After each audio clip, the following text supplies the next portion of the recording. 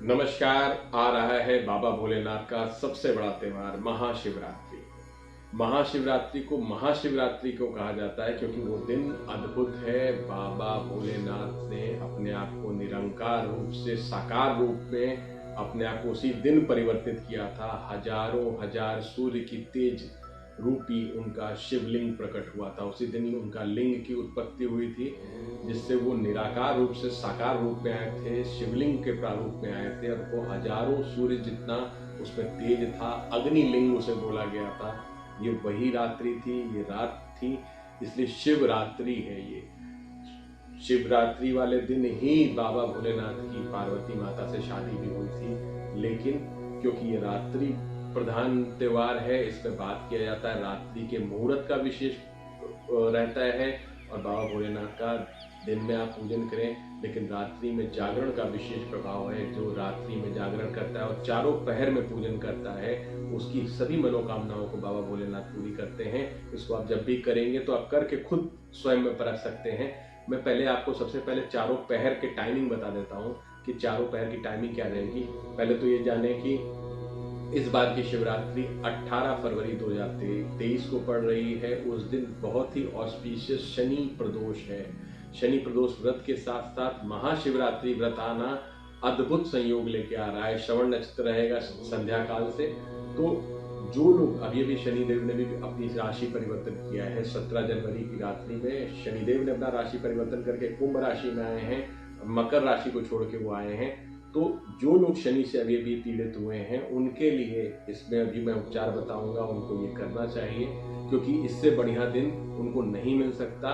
खैर, इस बार तो बाबा भोलेनाथ का 2023 पे विशेष कृपा रहेगी, क्योंकि इस बार सावन भी 59 दिनों का होगा, यानी कि 59 डेज का, और 8 सोमवार उसमें पड़ेंगे, 4 प्रदोष पड़ेंगे।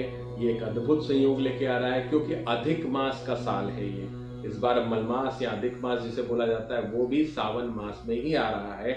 इस कारण इस सावन का भी अद्भुत फल होगा, जिसकी वीडियोस मैं बाद में करूंगा।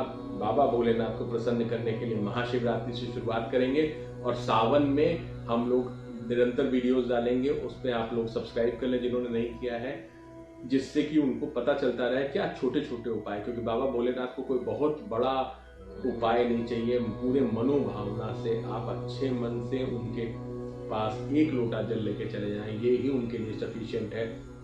मैं बताने जा रहा हूँ, पहले तो चारों पहर को समझे। पहला पहर जो शुरू होगा संध्या कालीन शाम को 6 बजे से, मतलब शाम को 6 बजे से लेकर रात में 9:07 तक रहेगा। दूसरा पहर 9:07 से शुरू होगा, 12:14 तक रहेगा। तीसरा पहर 12:14 से शुरू होगा और 3:26 तक रहेगा। चौथा पहर 3:26 से शुरू होकर प्रातः काल 6:15 तक रहेगा। ये चारों पहर की बात अगर की जाए, इनमें से एक विशेष समय आता है रात्रि में 12:15 से लेके 1:45 के बीच में। ये महानिशा काल जिसे पूजन बोला जाता है, वो मध्य रात्रि की पूजा। इसमें करना क्या है, बाबा भोलेनाथ का चारों पहर में अभिषेक करें तो बेस्ट रिजल्ट है। अभिषेक का मतलब यही नहीं है कि आप एक पुजारी को बैठा लें और फिर उसके साथ बैठ के ही वो मंत्रोच्चार करते रहें। अगर ऐसा संभव है तो आप बिल्कुल करें, इससे बढ़िया कुछ नहीं है। नहीं तो आप दूध, दही, घी, शहद और खांड मतलब ब्राउन कलर की शुगर होती है, जो अनरिफाइंड शुगर होती है, उसको अपने पास रखें। गंगा जल अवश्य रखें, बेलपत्र अवश्य रखें, भस्म अवश्य रखें। ये सारी पूजन सामग्री, और जो पूजन सामग्री आपके पास मिल सकती है, धतूरा मिल सकता है, पुष्प मिल सकते हैं धतूरे के, इस समय शमी के पुष्प मिल जाएंगे आपको, शमी पत्र रखें। वो सभी चीजें इनको चढ़ाना है बाबा भोलेनाथ को एक सीक्वेंस से। सबसे पहले जल से स्नान कराना है, जल अथवा गंगा जल से स्नान कराना है। उसके बाद दुग्ध से, गौ का दुग्ध हो तो बेस्ट रिजल्ट है। फिर दही से बाबा भोलेनाथ का स्नान करें। दही के स्नान के बाद आपको करना क्या है, घृत का स्नान कराना है। घृत अर्थात घी के स्नान के उपरांत शहद का स्नान कराना है। शहद के स्नान के बाद आप बात करेंगे खांड से स्नान कराना है। उसके बाद पंचामृत से स्नान कराना है। सुगंधित जल से, गुलाब जल हो सकता है अथवा इत्र वगैरह से या चमेली के तेल से आप बाबा को स्नान कराएं। उसके बाद गंधोदक से, आप गंधोदक में रोली, हल्दी, ये जो एक भ्रम और मिथक इंटरनेट पे अक्सर फैलता है कि हल्दी बाबा को नहीं चढ़ती, ऐसा कोई भी कुछ नहीं है। आप आराम से हल्दी चढ़ाएं। हल्दी से स्नान कराया जाता है बाबा को, डोली से कराया जाता है। हाँ, बाबा भोलेनाथ को सिंदूर नहीं चढ़ता, इसका ध्यान रखना है आपको। इसके बाद अब ये चारों पहर में जो मैंने अपने टाइमिंग बताए हैं, उस टाइमिंग में चारों टाइम आपको ये मिनिमम करना है। और चौथे पहर में अगर आप कर सकते हैं तो हवन करें। हवन ओम नमः शिवाय स्वाहा, पूरा दिन आप ओम नमः शिवाय का जप करें। मानसिक जप कर सकते हैं, चलते फिरते कर सकते हैं, बाबा को मन में बसा लें। उस दिन किसी के साथ कोई भी दुर्व्यवहार ना करें। कोई भी आपसे कुछ मांगने आता है आप उसे दें, जो दान लेने आता है या कोई गरीब आपके सामने हाथ फैलाता है तो उसके सामने आप उसको भगाएं ना। और क्या उपाय करे जाएं जिससे कि ये ऑस्पिशियस हो जाए, ये दिन का आप सबसे ज़्यादा लाभ ले पाएँ। तो सबसे बड़ा लाभ लेने के लिए आपको शिव उपासना करनी ही करनी है। 21 बेलपत्र आप ले लें, उसको ओम नमः शिवाय लिख के बाबा को एक एक करके ओम नमः शिवाय करके चढ़ाते जाएं। अपनी मनोकामना बोलते रहें मन में, तो उससे होगा क्या कि आपकी मनोकामना शीघ्र ही पूर्ण होगी।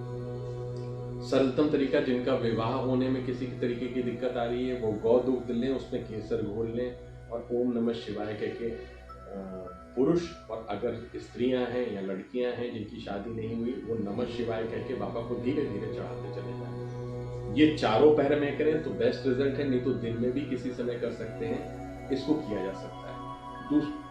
इसके बाद एक उपचार ये कर सकते हैं, जो लोग पीड़ित हैं किसी भी तरीके से धन उनका फंसा हुआ है तो उनको आटे की गोलियां बनानी है और किसी तालाब में जाके या किसी नदी में जाके ओम नमः शिवाय का मानसिक जप करते हुए मछलियों को चारा खिला देना है। तो ये आपके लिए शिवरात्रि वाले दिन की बात हो रही है। शिवरात्रि वाले दिन इसको करना आपके लिए अत्यंत शुभ फलदायी हो गया। और अब बात करते हैं जो शनि प्रदोष वाले दिन ये पड़ रहा है, उसके लिए विशेष तौर पे जो अभी अभी शनि से पीड़ित हुई हैं वो राशियां हैं कर्क राशि, क्योंकि कर्क राशि में अभी ढैया लगी है, वृश्चिक राशि में भी ढैया लगी है और मीन राशि में भी 7.5 लगी है। बाकी मकर और कुंभ पहले से ही 7.5 से पीड़ित थी। ये 5 राशियों को विशेष तौर पे अगर उनके पास वो गंगा तट पे रहते हैं तो बेस्ट है, गंगा जल उनको मिल जाएगा। गंगा जल में काला तिल थोड़ी देर भिगो दें और उसको जल सहित ओम नमः शिवाय कहते हुए धीरे धीरे पूरा तिल सहित बाबा को स्नान करा दें। जहाँ पे गंगा जल उपलब्ध नहीं है वहाँ पे शुद्ध जल में आप ऐसे ही काला तिल रख दें और चढ़ा दें। उसके बाद पूरा शुद्ध जल से बाबा को साफ कर दें और भस्म से त्रिपुंड बना दें। इसको कर लेने भर से अगर संभव है शमी पत्र आपके पास उपलब्ध है तो शमी पत्र का भी जो पत्तियां हैं वो 11 पत्तियां बाबा को चढ़ा दें। जो लोग राहु से पीड़ित हैं, राहु से पीड़ित व्यक्ति दूर्बा जो होती है जो गणेश जी को चढ़ती है वो दूर्बा आप लाएं यथाशक्ति, उसको पूरी तरीके से बाबा को सजा दें, ऊपर से मुकुट जैसा बना दें या ऊपर ऐसे ही 2 डंडी भी है तो उसको चढ़ा दें ओम नमः शिवाय बोलकर। ओम नमः शिवाय सारे कष्ट हटाए।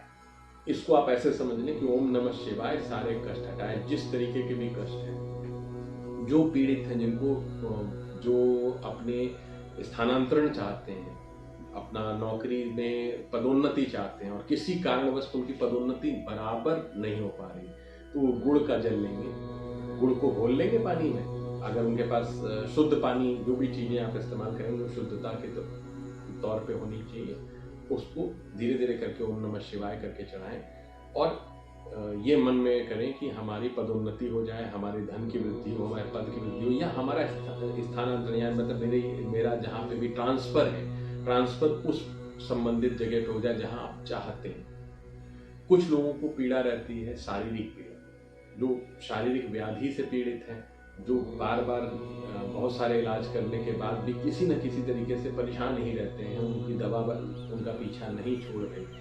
उनके लिए उनको करना क्या है, सिर्फ जल में आप केसर और मतलब शुद्ध जल या गंगा जल, जो दोनों में केसर घोल लें और कपूर जो समझ रहे हैं, भीमसेनी कपूर जिससे जला के आरती की जाती है, उन दोनों को मिक्स कर लें और जल में थोड़ी देर के लिए पड़ा रहने दें, तो वो सुगंधित जल की तरह हो जाएगा। उस सुगंधित जल से धीरे धीरे बाबा भोलेनाथ को स्नान कराना है और मन में ये कहना है कि हमारी जो भी शारीरिक पीड़ा है, जो भी हमें कष्ट है, वो सभी कष्ट दूर हो, जिससे कि हम पूर्ण रूपेण स्वस्थ होके आपकी सेवा कर पाएँ। लेकिन ये आप कह रहे हैं आपकी सेवा कर पाएँ, तो कम से कम 1 लोटा जल आपको ज़रूर चढ़ाना है।